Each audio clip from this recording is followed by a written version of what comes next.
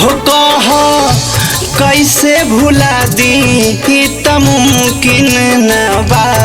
कह कैसे भुला दी ई त मुमकिन न बा।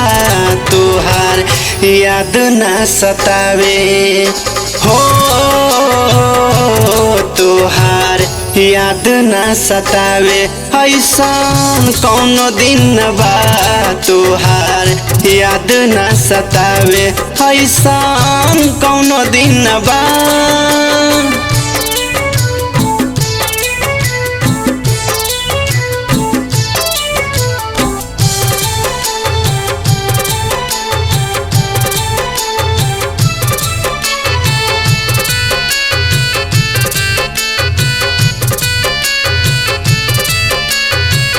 खाना ठीक लागे नहीं कौनो काम हो।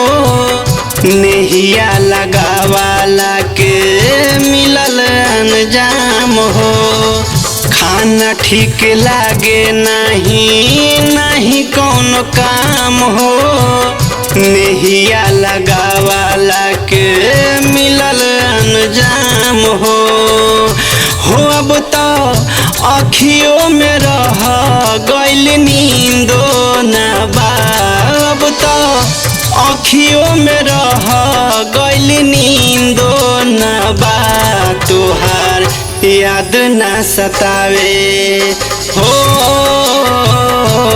तुहार याद न सतावे ऐसन कौनो दिन न बा।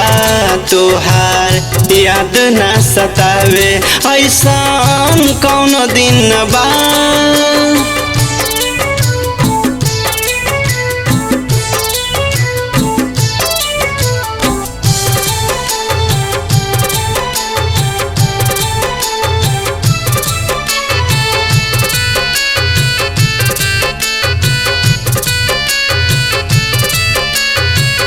केहू के न सूझे हमके कवनो बात हो।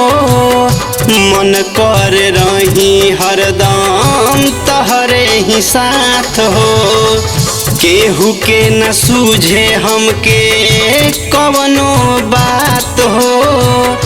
मन कर रही हरदम तहरे ही साथ हो लागे राही अमित तक केहू न बा। लागे राही संतोष सिंह के केहू न बा। तुहार याद न सतावे हो तुहार याद न सतावे ऐसन कौनो दिन न बा। तुहार याद न सतावे ऐसन कौनो दिन न बा।